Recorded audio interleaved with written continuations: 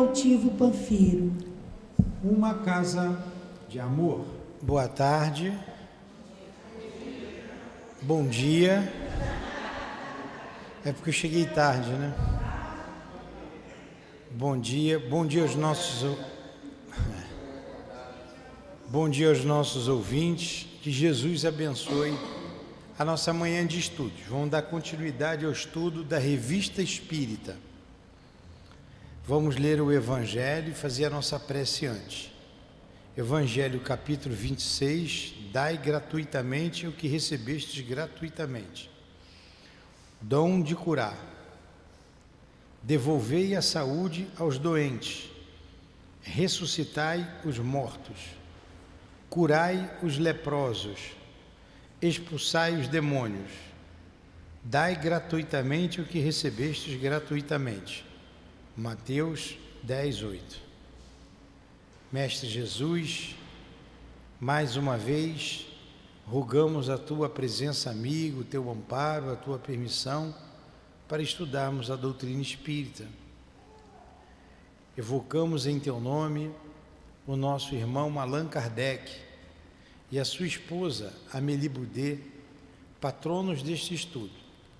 Em nome desses irmãos, em nome do altivo e da direção espiritual do SEAP, em nome do amor, do nosso amor, do Teu amor, Jesus, e do amor de Deus acima de tudo, iniciamos os estudos da manhã de hoje. Que assim seja.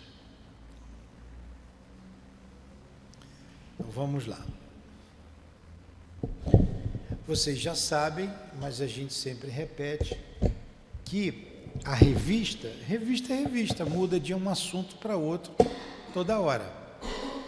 E a Revista Espírita, ela foi lançada no dia 1º de abril de 1858. Kardec, ele popularizou a doutrina espírita. E ele tinha um retorno. As pessoas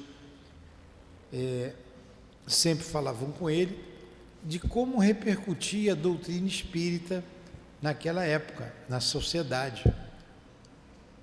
E ele fundou a Revista Espírita com esse intuito, de divulgar. Então ele manteve a revista durante 10 anos.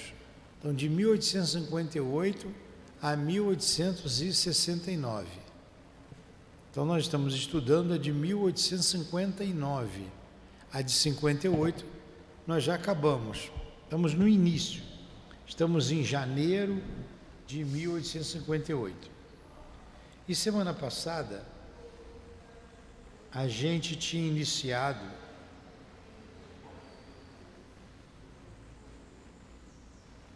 um estudo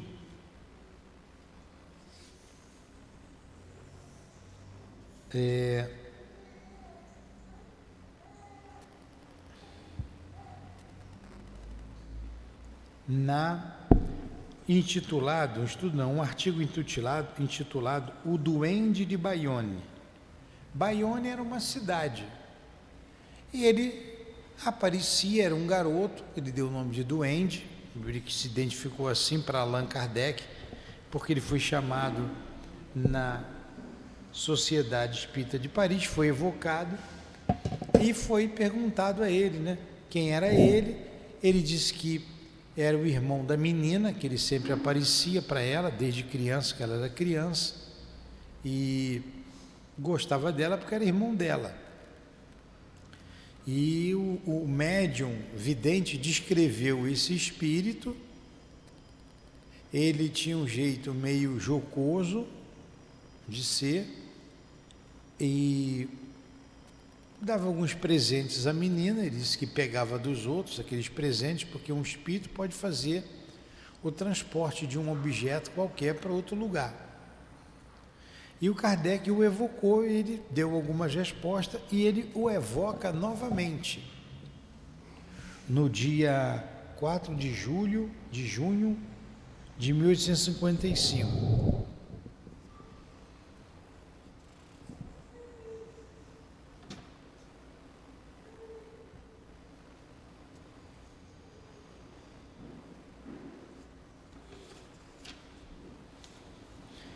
Aí ele faz, na verdade,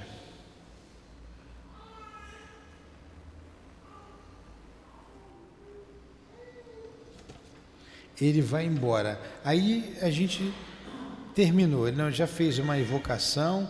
Nós semana passada lemos as perguntas e as respostas que ele deu, e hoje as considerações sobre o duende de Bayonne. O Kardec vai fazer umas considerações a respeito desse espírito.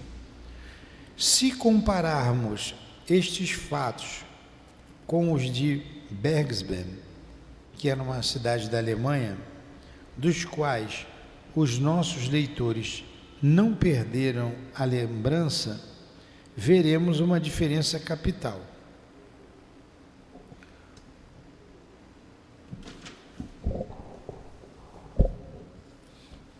O de Bergsben, que era um espírito batedor, que se manifestava fazendo barulho, arrastando móveis, a uma menina lá na Alemanha. Era mais um espírito batedor, como ele está dizendo. E o é ainda neste momento.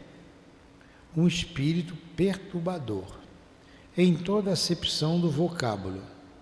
Sem fazer mal, é um hóspede muito incômodo e muito desagradável, sobre o qual voltaremos em nosso próximo número, à vista de novas e recentes proezas. Então, esse batedor de Bergsben, ele perturbava. Era um espírito que incomodava, fazia barulho a noite toda, arrastava a cama, arrastava móvel, incomodava todo mundo. Já o de Bayonne, que nós lemos semana passada, é eminentemente benévolo, é um espírito bondoso, né? Benévolo, e obsequiador, quer dizer, pergunta muita coisa. Não, e obsequiador, obséquio, ele não perturba, ele sempre pede por favor. É o tipo desses bons espíritos serviçais, cujos feitos nos são transmitidos pelas lendas alemãs. Nova prova de que nas histórias lendárias pode haver um fundo de verdade. Aliás, é de convir que a imaginação pouco teria a fazer para colocar estes fatos no plano de uma lenda, e que os mesmos poderiam ser tomados como uma história medieval, se não se passassem, por assim dizer, aos nossos olhos. Um dos traços mais notáveis do espírito a quem demos o nome de duende de Bayonne são as suas transformações. Que dirão agora da fábula de Proteu? Entre o de Bayonne e o de Bergsben, há que o nosso Diabretes se tornava visível e tangível, como uma pessoa real, não só para a irmã, como para estranhos. Testemunha-o a compra de botões nas lojas, no lojista. Por que não se mostrava a todos e a toda hora? Eis o que ignoramos. Parece que não tem tal poder e que mesmo não podia ficar muito tempo em tal estado. Talvez que para isso fosse necessário um trabalho íntimo, um poder da vontade acima de suas forças. Novos detalhes prometidos permitirão que voltemos a esse assunto. Então vamos lá. O que foi que eu li aqui? Só as considerações finais do estudo da semana passada. Vocês lembram do duende de Bayonne? Era um espírito que aparecia a irmã, ele se materializava para algumas pessoas, ele, para comprovar para a mãe dele, ele não aparecia para a mãe, não era permitido ele aparecer à mãe, mas ele combinou que apareceria para ela. A menina foi comprar uns botões, ele se materializou, foi na loja comprar botão para a mãe, que a mãe pediu para comprar botão para a costura dela, e lá ele se materializou e falou com a vendedora. E a vendedora, então, a menina foi e falou para a mãe, ó, meu irmão estava comigo. E esse irmão tinha morrido com 9 anos de idade. Tinha morrido antes. Mas ele sempre aparecia a irmãzinha e se materializava. E se materializou para a lojista. Aí a irmã falou para a mãe, ó, meu irmão foi comigo na loja comprar botão. Aí a mãe ligou para a loja, falou com a lojista e ela descreveu todo o filho dela. Aí não tinha dúvida que aquele espírito era quem ele estava dizendo que era. Mas ele não era um espírito mau. Ele gostava da família, queria que a menina tivesse fé, e assim ele aparecia para a menina e para algumas pessoas. Não aparecia para todo mundo. O Kardec disse agora que não sabe por quê, mas que lá na frente, num outro artigo, ele vai falar conosco. E o de Bayonne, o de Bergman, que era uma cidade da Alemanha, era um espírito que fazia muito barulho, provocava manifestações barulhentas, arrastando móveis, e também ele não se apresentava visível, mas a cama subia, mudava de lado, móvel pesado se arrastava para um lado, para outro, chamando a atenção da população daquela cidade. Tudo isso com o objetivo de dizer que existe vida depois da morte. Agora nós vamos para um outro artigo, intitulado Palestras Familiares de Além-Túmulo. Todos esses artigos chegavam a Allan Kardec. Ele ia colecionando, ele ia analisando cada um e colocando na revista. E o que era doutrinário, ele montou o Livro dos Espíritos. Então o Livro dos Espíritos foi montado chegando em cima desses artigos que chegavam até eles, as mensagens, ele analisava, ele perguntava lá aos médios que ele confiava, e assim ele elaborou o Livro dos Espíritos.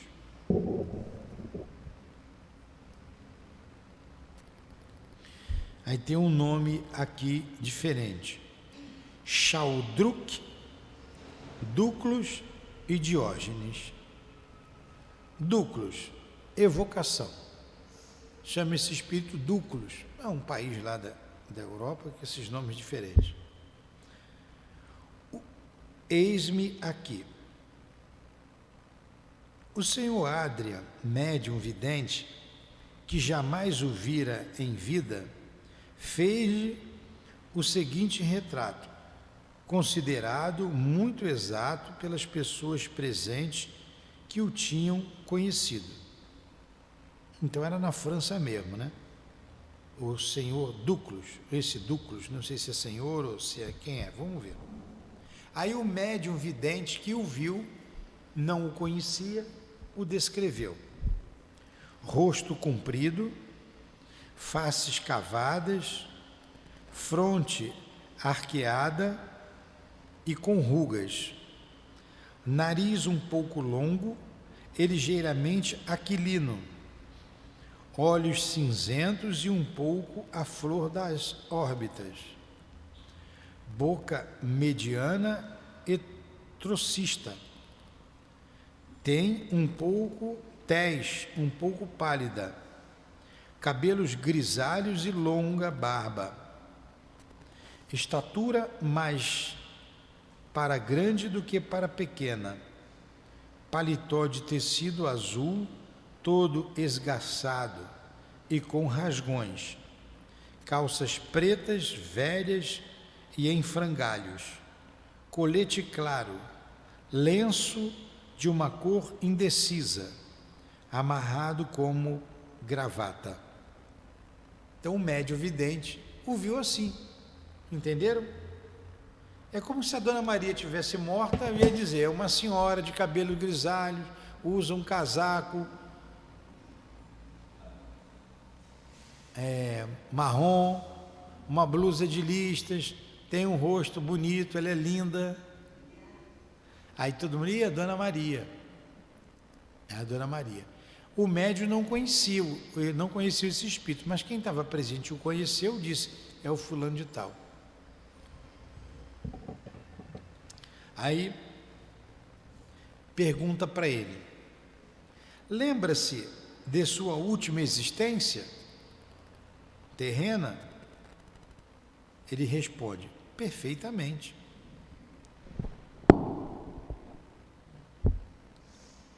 Que motivo o levou a viver a vida excêntrica que levou? Excêntrica é fora de centro, uma vida incomum. Uma pessoa excêntrica é uma pessoa incomum. Resposta: estava cansado da vida e tinha pena dos homens e dos motivos de suas ações.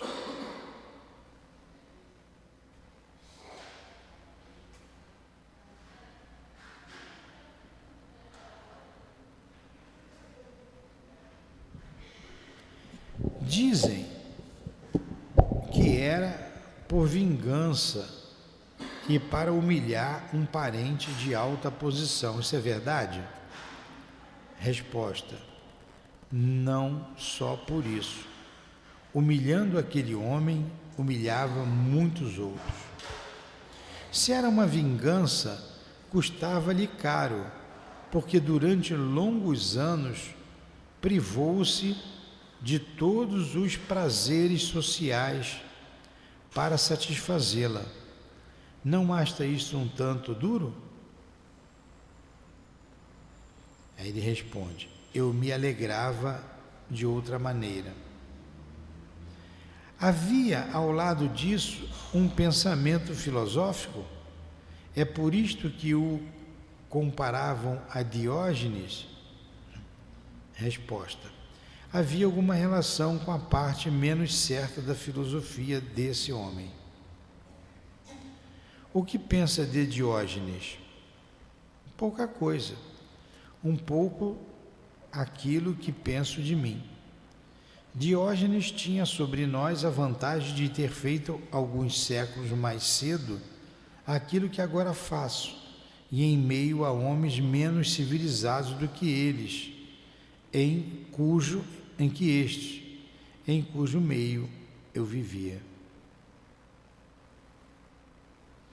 Entretanto, há uma diferença entre você e Diógenes. Neste, a conduta era consequência do seu sistema filosófico, enquanto a sua teve origem numa vingança. Em mim, a vingança conduziu a uma filosofia. Sofreu por ser assim, viver assim isolado e por ser objeto de desprezo e de asco, porque sua educação o afastava da sociedade dos mendigos e dos vagabundos, e você era repelido pelas pessoas educadas. Aí ele responde, eu sabia que não temos amigos na terra. Ah, como eu o havia provado. Quais as suas ocupações atuais e onde passa o tempo? Percorro mundos melhores e instruo-me. Lá existem tantas almas boas que nos revelam a ciência celeste dos espíritos. Vêm algumas vezes ao Palais Royal depois de sua morte? Resposta: o que me importa o Palais Royal? O Palais Royal eu acho que era o cemitério lá. Então, o que eu estou lendo aqui? Vocês estão aí com cara de defunto também? Ele chamou um espírito que era um homem da sociedade, se fez mendigo para humilhar uma outra pessoa e conseguiu, ele quis se vingar, mas ele não era aceito nem pelos mendigos nem pela sociedade, porque ele era um homem que sabia falar, que sabia se portar, por isso que ele estava com uma roupa rasgada, que ele foi para a rua, virou mendigo. Mas ele tinha uma grande cultura. E para a sociedade, ele era desprezado, porque era um mendigo. Então ele não era aceito nem entre os mendigos, nem entre a sociedade. E o Kardec está fazendo essas perguntas para ele. Por que você fez isso? Ele falou para se vingar um pouco, não só do fulano, mas também da sociedade. Lá eu não tinha amigos. O que você faz agora? Eu percorro outros mundos, mundos mais elevados, que tem muita alma boa. E a gente sabe então que tem mundos muito melhores do que a Terra. Então esse não era um espírito tão atrasado assim. Ele não era. Para ele percorrer outros mundos felizes, ele não era.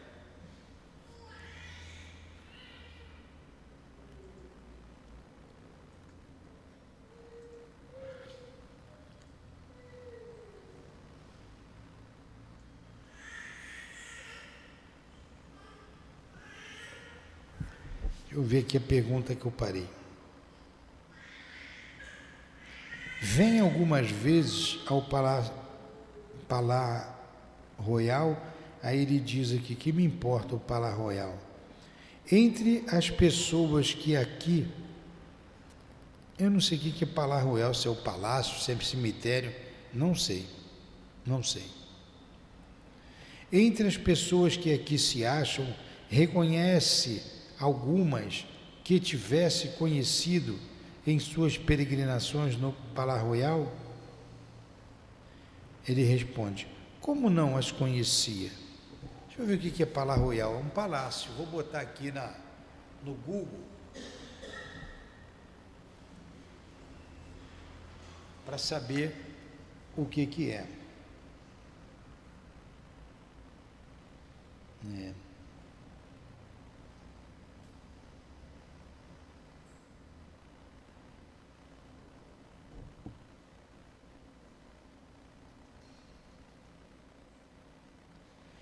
Palácio Royal, Palácio Real, é um palácio, ó, a minha ignorância, cemitério. Palácio Royal é um palácio e jardim localizado no primeiro arrondissement de Paris, na França, em frente à ala norte do Louvre. O seu famoso pátio, delimitado por colunas desde 1986, contendo obras de arte de Daniel Bohr. Então, o Palácio Royal era um palácio.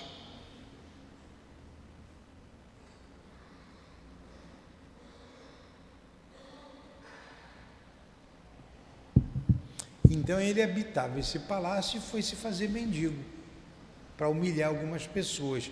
Aí Allan Kardec perguntou, você vê alguém presente que habitou o palácio? Ele, vejo sim, estão aqui.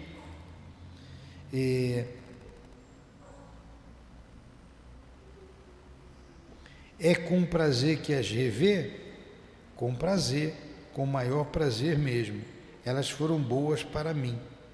Então tinha ali, junto de Kardec, algumas pessoas que habitaram lá o palácio em que ele habitou. Ele está dizendo que vê com prazer porque eram pessoas boas para ele. Revê o seu amigo Charles Nodier?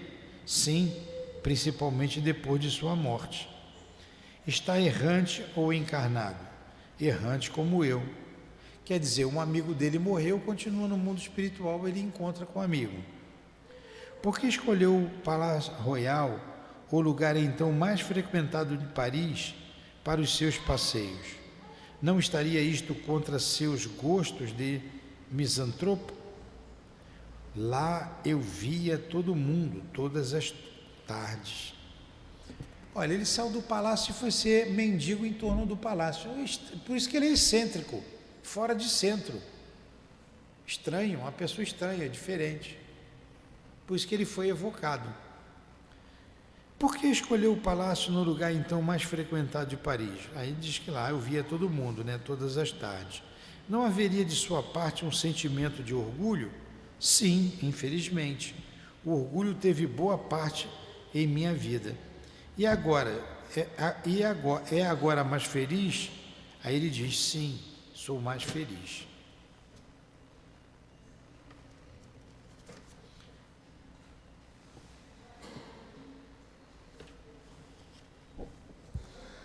Entretanto, seu gênero de vida não deve ter contribuído para o seu aperfeiçoamento. Aí ele responde: esta existência terrena, muito mais do que poderiam pensar. Quando eu entrava em casa sozinho e desolado, não passava momentos sombrios. Ali tinha tempo de ruminar muitos pensamentos. Se tivesse que escolher outra existência, qual seria ela? Não em vossa terra, hoje posso esperar melhor. Lembra-te de sua última existência? Sim, e de outras também. Onde viveu essa existência? Na terra e em outros mundos. É a penúltima? Na terra. E a penúltima? Na terra.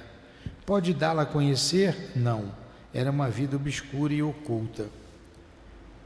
Sem nos revelar tal existência, poderia dizer que relação tem ela com esta que reconhecemos, de vez que uma deve ser consequência da outra? Resposta: não exatamente uma consequência, mas um complemento. Eu tinha vida infeliz pelos vícios e defeitos, que muito se modificaram antes que eu viesse habitar o corpo que conheceram. Podemos fazer-lhe algo de útil ou de agradável? Há poucos. Hoje estou muito acima da terra. Ponto. Conversou com o espírito. Perguntou se ele lembrava da última existência. Ele lembra da última, da penúltima, de muitas outras. Você melhorou? Melhorei bastante.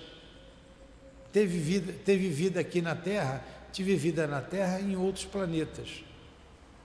Enfim, uma pergunta que ele fez lá para aquele espírito que chamou a atenção, que era um homem da sociedade e quis viver a experiência de mendigo. Vamos continuar. Agora ele vai chamar o espírito de Diógenes. Diógenes foi um filósofo, porque ele quis imitar, ele parecia, imitar Diógenes. Aí Kardec chama o espírito de Diógenes. Vamos ver o que ele fala.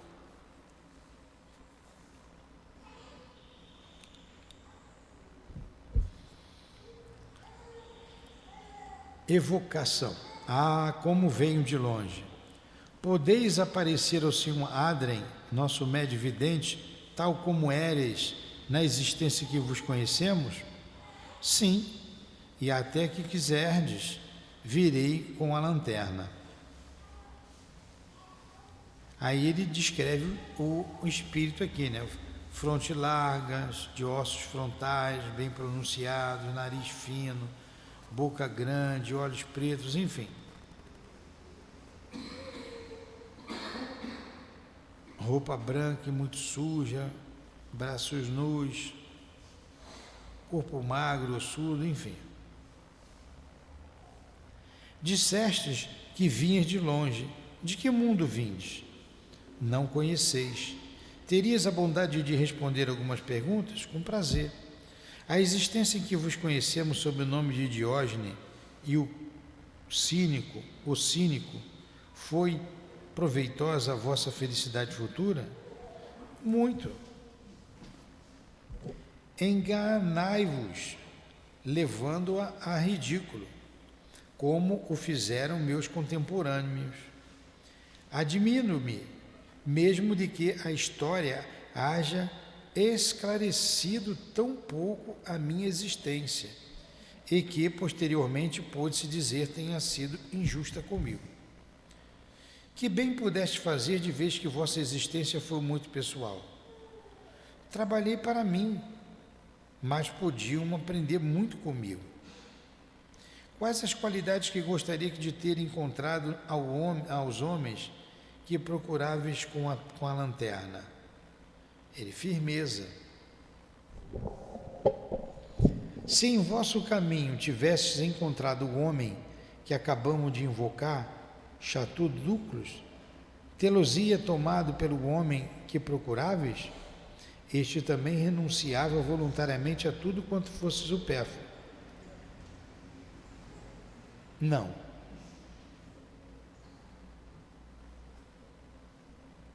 Não seria, ele não seria o homem que eu procurava. O que pensais dele? A sua alma transviou-se na terra. Quantos são como ele e não o sabem? Ele ao menos o sabia. Sem dúvida pensáveis possuir aquelas qualidades que procuráveis no homem? Sem dúvida, era o meu único critério. Qual das filosofias do vosso tempo tem a vossa preferência? Sócrates.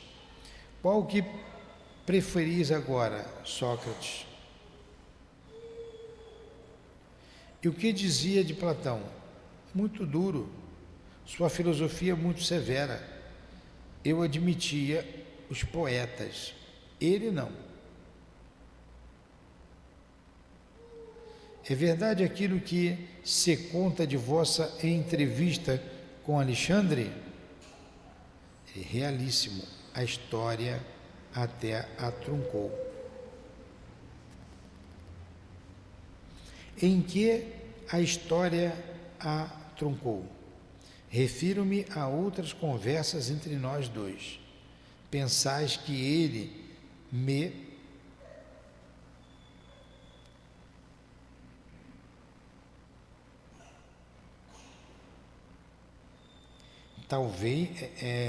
pensais que ele me tivesse vindo ver para só me dizer uma palavra? Pergunta: é verdadeiro dito que se lhe atribui de que se ele não fosse Alexandre, gostaria de ser Diógenes? Talvez o tenha dito, mas não em minha presença. Alexandre era um jovem maluco, vão e orgulhoso. Aos seus olhos eu não passava de um mendigo. Como poderia o tirano se dizer instruído pelo miserável?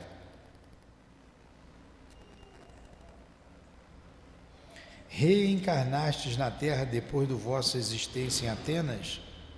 Não, só em outros mundos. Atualmente pertenço ao mundo em que não somos escravos. Isso quer dizer que se vos evocasse em estado de vigília, não poderíeis atender como, entretanto, eu faço nesta noite. Poderias tratar-me um quadro das qualidades que buscáveis no homem, tais quais as concebias então e tais quais as concebeis atualmente? E diz: outrora coragem, ousadia, segurança de si mesmo e poder sobre os homens pela inteligência. Agora abnegação, doçura, poder sobre os homens pelo coração. Terminou a evocação. Vou dizer para vocês, eu sei que foi cansativo para vocês, eu sei que foi uma conversa aqui um pouco vã, mas eu vou explicar. Quem foi Diógenes? Diógenes foi um filósofo em que ele, como ele disse aqui, ele admirava Sócrates, o outro grande filósofo.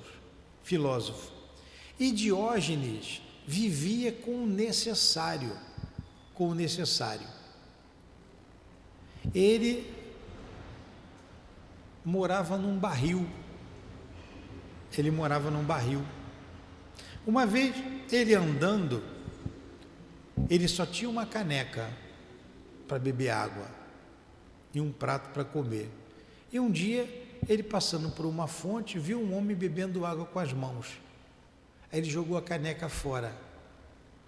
Ele disse: eu não preciso mais da caneca, eu tenho minhas mãos para beber água. E ele morava nesse barril. Para onde ele ia, ele levava o barril. Um dia, Alexandre, o grande conquistador, que era jovem, né, como ele disse aqui, um jovem louco, conquistou todo o mundo com o seu exército. Alexandre foi falar com ele, Alexandre o Grande. E Diógenes conversou um pouco com ele eu posso fazer alguma coisa por você? E ele diz assim, de dentro do barril, sim, você pode fazer, sair da frente do sol, porque você está impedindo do sol entrar na minha casa, na minha morada. Aí o cara é meio doido, né? Morar num barril. Então ele mostrou o quê? O desprendimento, que a gente tem muita coisa desnecessária, o desprendimento da matéria. E o Kardec pergunta, isso aí ajudou as pessoas? Ele ajudou a mim, ajudou as pessoas. E ele não mora mais na Terra, foi para um mundo que nós não conhecemos e habita nesse mundo. Então ele falou aqui de Diógenes, falou de um homem que quis imitá-lo, mas ele disse que o homem era muito imperfeito, e esse foi o diálogo. Para quem conhece filosofia, para quem conhece Diógenes, isso foi bom. Gente, vamos parar por aqui. Semana que vem a gente vê sobre o anjo da guarda. Os anjos da guarda. Vai ser um assunto mais interessante, tá? Mas deu para vocês prestarem atenção? Nem demorei muito para não cansar tanto. Semana que vem a gente vê o próximo assunto. Alguma pergunta? Então agradecemos a Jesus e a Deus nosso Pai, agradecemos a Allan Kardec, a sua esposa, a Amélie Baudet, e aos espíritos amigos da nossa casa de amor, que nos sustentaram, o altivo, com os guias da nossa casa. Em nome desses irmãos queridos, que seja em nome do amor que vibra em nossa casa, em nome do nosso amor, Lourdinha. Encerramos então os estudos da manhã de hoje em torno da Revista Espírita. Que assim seja, graças a Deus. CEAP, Centro Espírita Altivo Panfiro. Uma casa de amor.